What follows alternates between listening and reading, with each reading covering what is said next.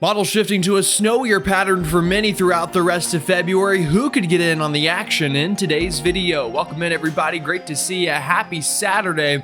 It is February 7th, and we are seeing a bit of a switch up in the models now. We are still dealing with very cold temperatures now. We're going to have a little bit of a warm up in between, but showing maybe a more active winter pattern as we go a little bit deeper into February and closer to the middle of the month. I've got all the details for you in today's video. If you're new to the channel, though, welcome in. It's great to have you. A pleasure to have you trust me to give you your forecast. My name is Gerald. I'm a meteorologist at WCCB Charlotte. If you haven't already, I do ask that you go ahead and like the video, subscribe, and hit the bell for the latest notifications. Maybe even consider sharing it with a friend or family member that you think might find this information useful. Also, folks, I've got a way that you can get some free cash back in your pocket during this busy February. Valentine's Day coming up. Maybe you bought a generator and you need to recoup some of the funds. Well, if you download the free Cash App with my link in the description or the QR code on your screen, folks, they will literally pay you to play games on your phone. It is that simple. Many of you have reached out to me and said, hey, Gerald, I downloaded it and it has worked great for me. So again, you could do that. You also get a $5 bonus when you sign up with that link or QR code. It's literally free money, folks. So no reason not to go ahead and sign on up. All right. With that said, let's go ahead and get on into the latest forecast for you. Next to me is the brand new hot off the press European model from this afternoon, and showing that a bit of an active pattern here. You can see right into this part of the loop. Shows a couple of southern sliders trying to get going, and could that bring another round of wintry weather to parts of the south? Not out of the question at all, but I will go ahead and tell you up front, we've got a lot to figure out here with this pattern. A lot of ifs, ands, and buts that we need to iron out before we have a fully confident forecast. One thing I am confident on is it is cold out there for many of us today. That is no surprise. If you walk out the door, it's windy, it's cold for many.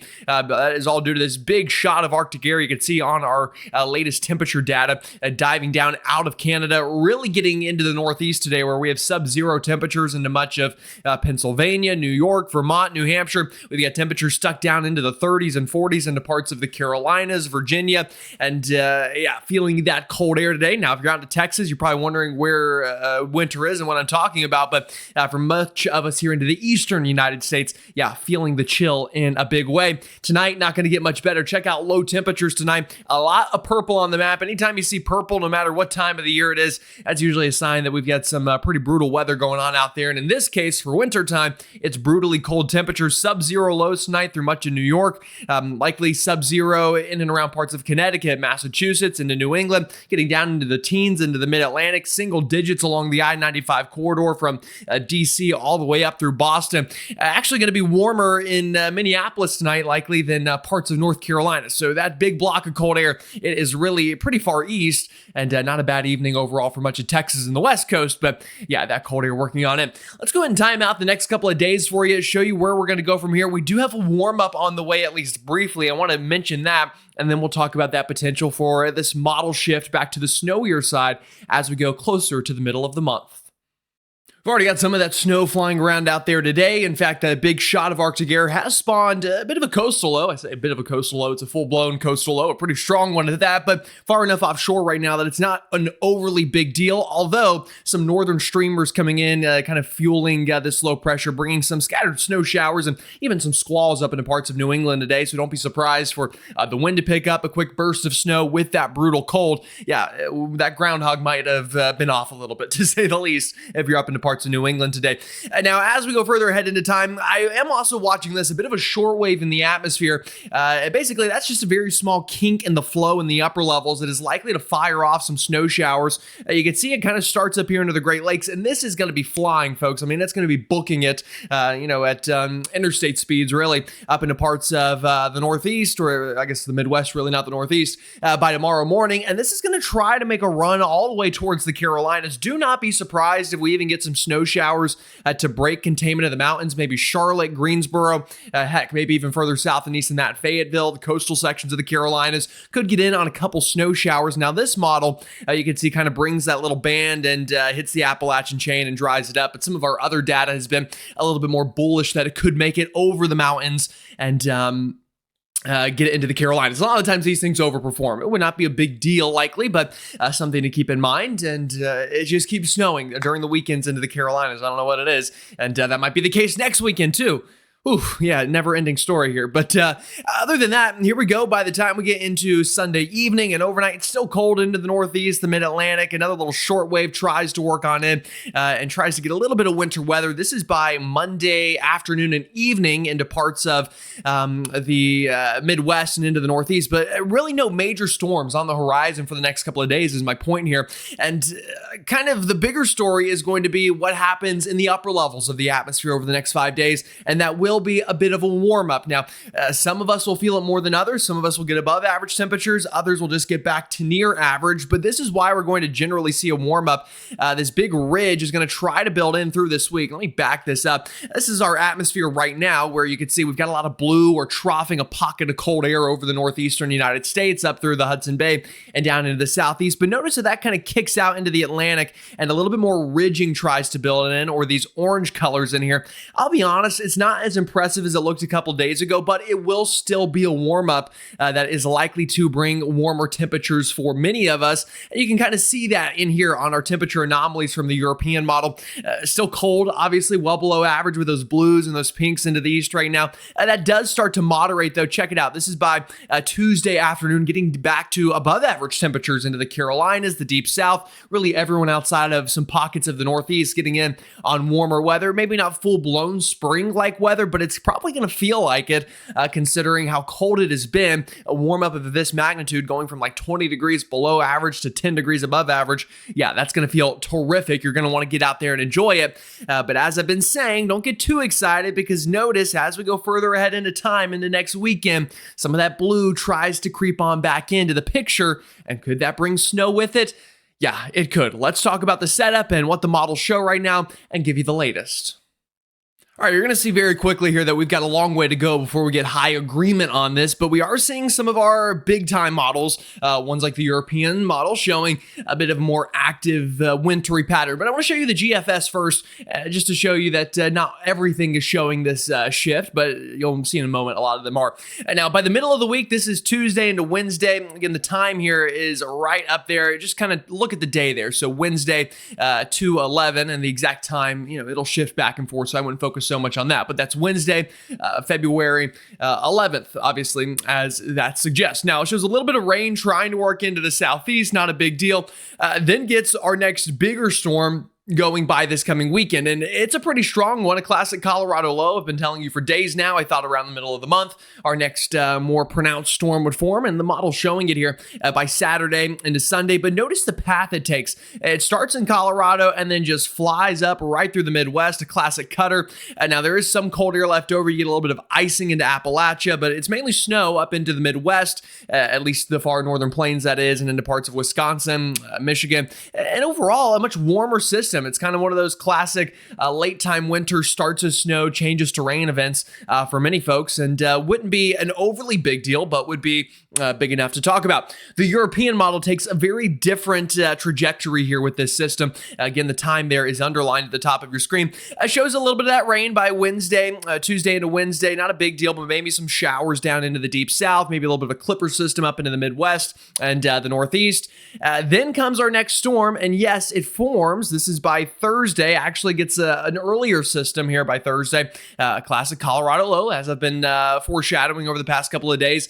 But notice that one takes a bit of a different path, and instead of just cutting up through the Midwest, actually gets squashed down a little bit by another shot of cold air. These high pressures up to the north, pushing down this blue line right here. You see the 540 line. That's kind of your rain snow line. So everything above that would be most likely rain. Everything to the south of that, everything above that would be snow rather. Everything to the south of that would more likely be rainfall. And it keeps on going, and you see it actually gets a little bit of snow down into the mid-Atlantic, mainly rain still with the first system, but then keeps the southern track going. And by next weekend, this is next Sunday afternoon, only a week or so from now, is a full-blown winter storm in Atlanta, Columbia, Charlotte, the rich getting richer, a classic southern slider in this solution, bringing some of that winter weather right through the deep south. And obviously that would be a much bigger deal, but that's completely different than what the GFS shows. So anytime you have a big difference between the models, I like to find a tiebreaker, if you will. And today's tiebreaker will be the Canadian model for now, at least. And we'll kind of see what it says.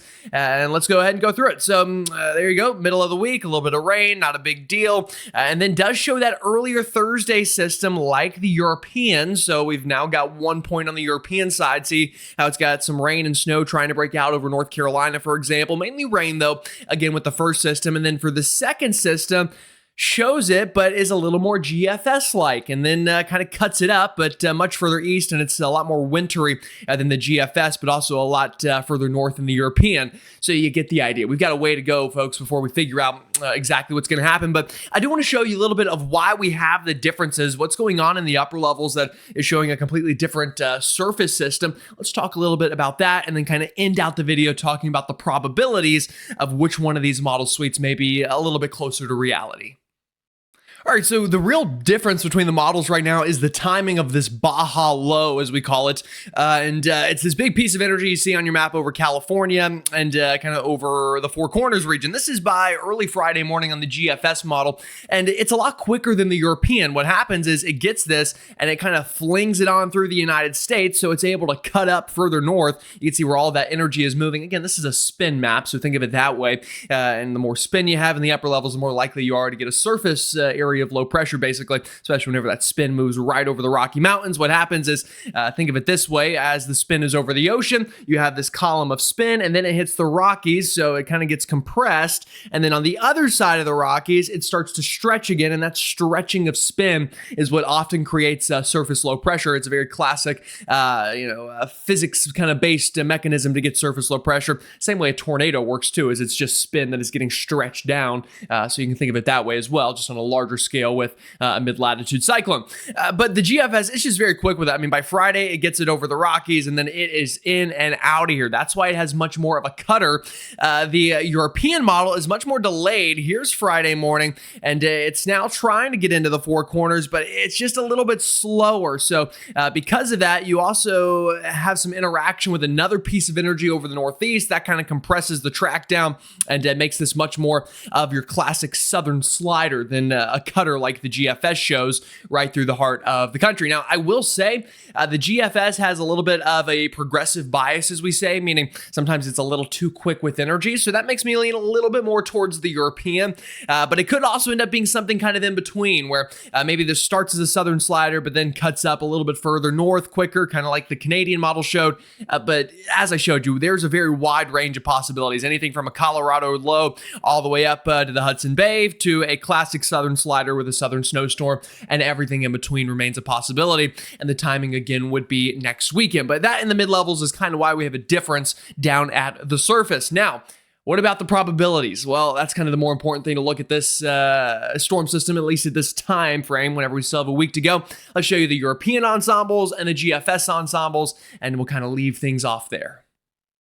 Well, snowfall odds are a little all over the place right now in the ensembles. We'll start with the European suite. And again, this is the chance of seeing at least an inch of snow within a 24-hour time frame. And I think it's a great tool to use whenever looking at systems further away. And you'll start to see, as exciting as the operational European model was, we've got a long way to go before we can lock in that solution. Like I said, the European generally a little bit more accurate than the GFS, but that does not mean that the GFS is always wrong. So here we go. By the middle of the week, does show a clipper into the Northeast. As I mentioned, that could bring a quick burst of snow for some folks. Then brings this northern stream energy kind of clipper down by Friday, and actually has not bad odds of getting snow down into Virginia and North Carolina, about a 40 to 50% shot or so of seeing some of those flakes fly and maybe accumulate, especially I-40 north as it stands now, although that could shift further north or further south. Again, it's Saturday now. This would be this upcoming Friday or so plenty of time to watch that. And then as for the weekend system, yeah, not the best. I mean, look at that. It's, about a 20% chance maybe of seeing snow kind of upstate South Carolina, North Georgia, Western North Carolina. Not overly convincing to say the least. And you can kind of see how the odds spread out. Some of the members get snow out into the plains. Some get it up into the Northeast, a couple down south. Got a long way to go to figure out the weekend system. But still interesting nonetheless. What the operational model shows, sometimes the ensembles need to play catch up. And sometimes whenever they're that unexciting, that means the operational model may need to figure its life out a little bit more, to say the least. In terms of what the GFS and its ensemble show, kind of a similar story, if you will. Here comes that Northern Stream Energy. It's not nearly as excited, though, about it, which makes sense. Its operational model wasn't as excited, doesn't have nearly as high of snowfall probabilities into places like Virginia by this coming Friday. It does have that early week clipper into the Northeast, so that is steady.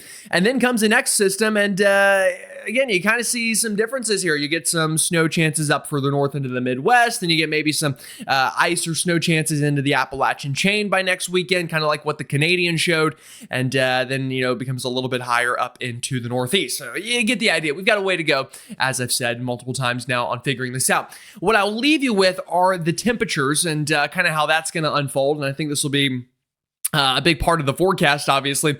So very cold the next couple of days, and then a bit of a warm up by the middle of the week here, although it may not last very long as you see those below average temperatures in blue once again showing up. This is by Thursday into Friday, and you keep it going, and that blue just kind of tries to hold on into the eastern United States, and then maybe later on, closer to the 20th or so, we can warm back up, but at that point, who knows? We'll see. Either way, it'll be an interesting week to watch for sure.